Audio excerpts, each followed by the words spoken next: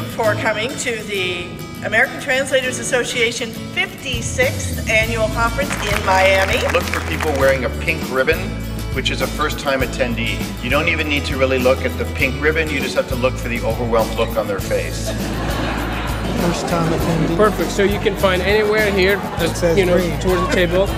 And if you're a newbie, sit at a pink seat. My first ATA conference was in New York in 2009. I only spoke to one person for a few seconds. I went there, I said, "Hi, that's my name, I'm following your blog, I love you, it's so great to finally meet you," and then I left.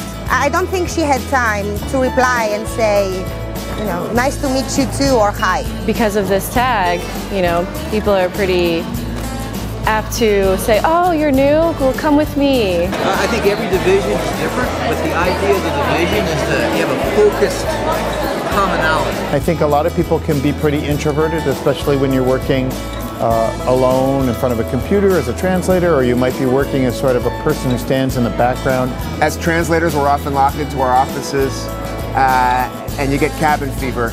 A lot of the ATA is an expression of trying to break out of that. When I attended my first time back in 2002, it was extremely overwhelming. Walking into the opening reception that's like a wedding reception but with 1,000 people there. I was very nervous at first. I didn't know what I signed up for. I was like, what am I going to do? I'm a newbie here. As soon as I came in and I walked the doors of the hotel, it was so welcoming and everyone was so nice. And I feel like it's also kind of a big family reunion for translators. So nobody wants to miss that.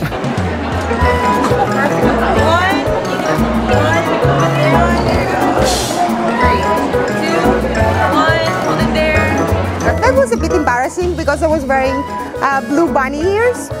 One, hold it there. All right, two more. The photo booth was fun. I think I had the peace glasses and the yellow boa. I was just trying to switch so fast. So ePhoto, my translation partner, and I did it very enthusiastically and immediately put our photos on social media. So I know it's not everyone's thing, but we were thrilled. We actually brought back the toolbar. People could go, if they had really specific questions about particular tools. So you can actually take your computer and hand it to the person and say, when I do this, it does this, and I don't understand it. We'll be opening the doors at 7 o'clock. Put people together who were looking for work and people together who were looking for contractors in the same room, identify yourself, kind of circulate, and then you have a chance to have a one-on-one conversation. I actually, you see that? Look at that.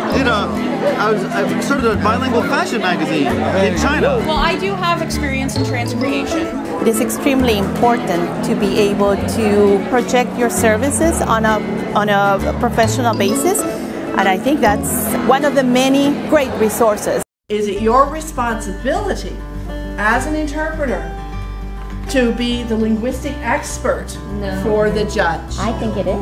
That's another job and it requires another fee. It's been a lot of fun to really plan all of these, all of the sessions. I actually really enjoy it.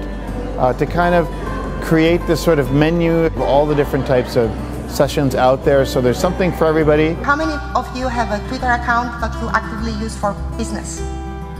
In Boston, I was at the pre-conference seminar. I'm tweeting, I'm saying, so there are all these people here at the conference and we follow each other on Twitter. So I said, people, if you know me on Twitter, if we follow each other, come talk to me. There were people in the same room and they said, I'm sitting right behind you. This keeps happening to me every year I come. I'm sitting in front of I know so that's when I started.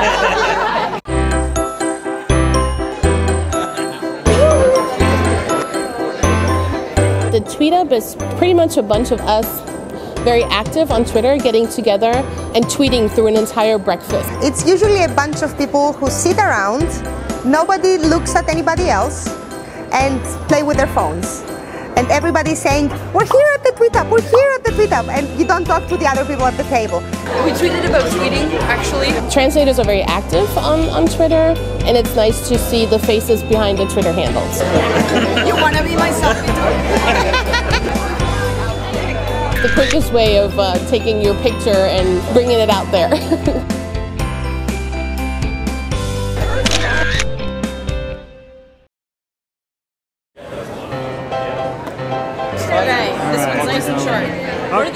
What are the 2 or 3? I'm just supposed to introduce yourself first, though? Oh, yeah. Sorry. Combination of speed networking and kind of brainstorming, essentially. So do we want to do a quick card exchange? Okay. Here. Thanks. And Veronica. That's probably my favorite thing we've done so far. Very quickly exchange business cards, introduce yourselves, what you do, and then you would discuss a couple problems. The executive asks Elise to work with his company directly on future assignments and cut out the agency. What should Elise do? That clause tells you that you cannot work. Find 6 new people you don't know, and let's do round 6. Upon delivery, the project manager responds that the changes are so minor they do not justify the fee. You pay. Like, no. Yeah. I'm thrilled when I get an assignment back and there's just a couple little things. Yay! We had some rounds where we didn't even get past the first scenario. How do you gauge the risk if you're stepping out of your comfort zone? Okay, if it's a court thing, like could this person wrongly go to jail or not, or like. Could be worth, taking the small risk. We're happy to fix the words and do whatever you want the way that you want it. Especially for me as a project manager, it definitely makes you more sympathetic to what they go through, and then I think in some cases they're sympathetic to what I go through too. That may be a better sign than them feeling like they have to mark up every single thing. And I did meet some really good contacts who would definitely probably be able to help me in the future. Nice meeting you. You too. Thank you.